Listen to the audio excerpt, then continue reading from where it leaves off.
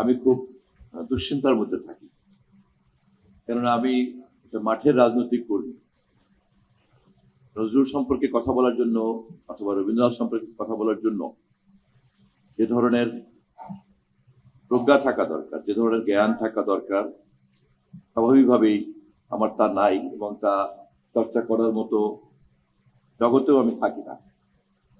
কিন্তু যেহেতু রাজনীতি করি, তারপর এখন আবার মন্ত্রী, সে হাসতে হাসতে বলছিল, পারেন আর না পারেন, মন্ত্রী অনুষ্ঠানে আছে, এটাই যথেষ্ট। তা আমি সে কারণেই সম্মানিত দর্শকদেরকে আগেই জানিয়ে রাখি যে এখানে উপস্থিতি ছাড়া কিন্তু আমার তেমন কোনো কাজ নাই।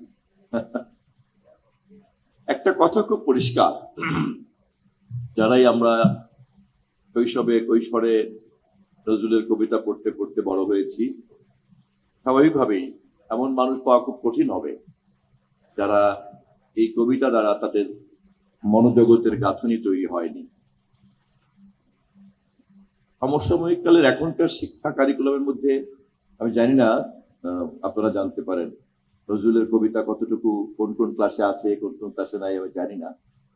তবে আমি নিশ্চিত যে কৈশোরে যারা নজরুলের কবিতা পড়েন বা নজরুলকে নাড়াচাড়া করেন এবং এটা যাদের মনের মধ্যে গেঁথে যায়, তাদের মধ্যে দেশপ্রেম, মানব প্রেম এবং প্রকৃতির প্রতি একটা প্রেম এবং সর্বোপরি নিজের জীবনকে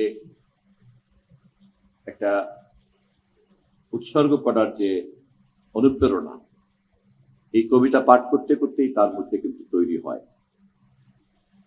এবং সে কারণেই আমি জনাব খালিকুজ্জামানের বক্তব্যের ওই অংশটুকু আমি খুবই প্রাসঙ্গিক মনে করি যে কবি নজরুলের খুব সংক্ষিপ্ত সময়, সর্বমোট বোধ হয় 20-21 বছর তিনি কর্মজীবন যাপন করেছেন, তাই তো না? 1941 বোধ হয় উনি মৃত্যুবরণ করেছেন। 1899 বাকরুদ্ধ হয়েছেন, হ্যাঁ 42। তার মানে 1899 থেকে 1942 উনি বাকরুদ্ধ হয়ে গেলেন। এরপরে তার জীবন ছিল, কিন্তু কর্মময় জীবন ছিল না।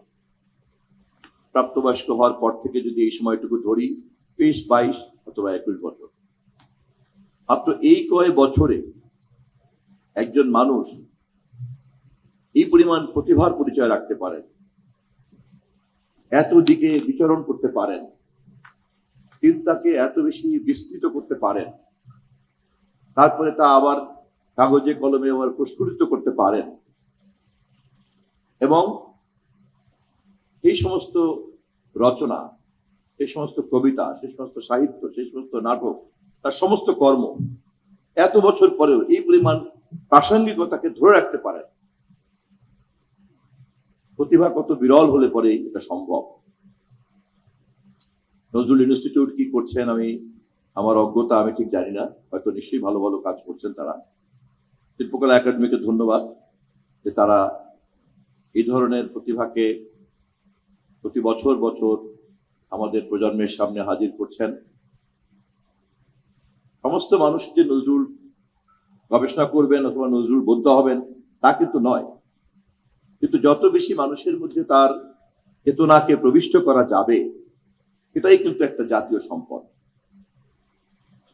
কারণ নজরুল চর্চা করার মধ্য দিয়ে যে সমষ্টিগত মনোজগৎ তৈরি হয়েছিল, আমাদের জাতির ইতিহাসে যতগুলি গুরুত্বপূর্ণ ভালো ভালো ঘটনা ঘটেছে, আমরা তা বুঝতে পারি আর না পারি, তার মধ্যে কিন্তু নজরুল চেতনার একটা বিরাট অবদান। সেটা মুক্তিযুদ্ধ হোক, সেটা ভাষা আন্দোলন হোক, সেটা 69-এর গণ অভ্যুত্থান হোক, এমনকি আমাদের সর্বশেষ 24 জুলাইয়ের গণ অভ্যুত্থানের আত্মত্যাগের যে প্রেরণা, অন্যায়ের বিরুদ্ধে ন্যায়ের যে লড়াই, এর নেপথ্যে যে মনোজগৎটা কাজ করে, বুক চিতিয়ে গুলি বরণ করে নেওয়ার সাহস, এর নেপথ্যে কিন্তু সমাজ জগতে নজরুলের উপস্থিতি কিন্তু টের পাওয়া যায়। অতএব এটি হচ্ছে আমাদের এই প্রজন্মের যারা আলোকবর্তিকা, তাদের দায়িত্বই হলো এই ধরনের মানুষের প্রতিভাকে, তার চেতনাতে কিভাবে ধারণ করে এবং কিভাবে সেটা জাতির সমষ্টিগত চেতনায় ট্রান্সফর্ম করা যায়, রূপান্তরিত করা যায়, এই দায়িত্বটা আমাদেরকে পালন করা দরকার। যেমন উনি যেটা প্রস্তাব করেছেন, আজকের এই দিনটাকেই, ওনার জন্ম জয়ন্তীকেই জাতীয়ভাবে আমরা একটা সম্প্রীতির দিন হিসাবে ঘোষণা করতে পারি কিনা। কারণ তার জীবনযাপন, তার চর্চা এবং তার কর্মের মধ্যেই কিন্তু দেখা গিয়েছে কত ধরনের বহুমুখিতাকে তিনি একটা সম্প্রীতির মধ্যে আবদ্ধ করেছেন। সে হাতে তিনি গজল লিখছেন, সে হাতেই তিনি কিন্তু আবার কীর্তন লিখছেন, শ্যামা সঙ্গীত, যেখানে তিনি মেটাফরিক ফর্মে রূপক অর্থে প্রেয়সীর জন্য তার প্রেমের কথা বলছেন, আবার সেই তিনি যুদ্ধের দামামার ছন্দে ছন্দে কবিতা লিখছেন। আপাত দৃষ্টিতে কত বৈপরীত্য, কিন্তু একই প্রতিভার মধ্যে তার সম্প্রীতিগত উপস্থিতি কেমন ভাবে বিরাজ করে। আমাদের দেশেও যতটুকুই বৈচিত্র্য আছে, তাকেও অবশ্যই আমাদেরকে একটা সম্প্রীতির কাঠামোর মধ্যে রাখতেই হবে এবং আমাদের এই বৈচিত্র্যকে আমাদের সম্পদ হিসেবে বিবেচনা করতে হবে। পাহাড়ি মানুষের সঙ্গে সমতল মানুষের পার্থক্যটা বড় নয়, বরঞ্চ আমাদের সম্প্রীতির সহাবস্থানটাই কিন্তু আমাদের জন্য বড়। আমাদের এই দেশে তিনটি বড় বড় ধর্মগ্রন্থ আমরা চর্চা করি। এই বড় বড় তিনটি ধর্মের বড় বড় ধর্মগ্রন্থের বিভাজনটাই কিন্তু বড় নয়, বরঞ্চ এই ধর্মগ্রন্থের অনুসারীরা সবাই মিলে শান্তিপূর্ণভাবে বাস করছে, এই সম্প্রীতিটাই কিন্তু বড়।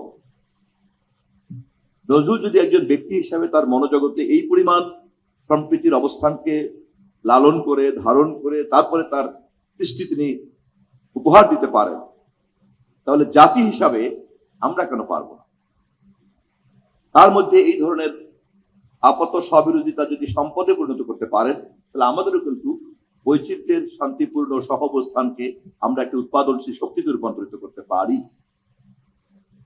সাধারণ মানুষের জন্য এই কথা বোঝার দরকার নেই, কিন্তু নেতৃত্বে যারা থাকবেন তারা এই ধরনের বিরল প্রতিভার কাছ থেকে জ্ঞানের এই নির্যাসকে নিয়ে আসাটাই হচ্ছে কাজ।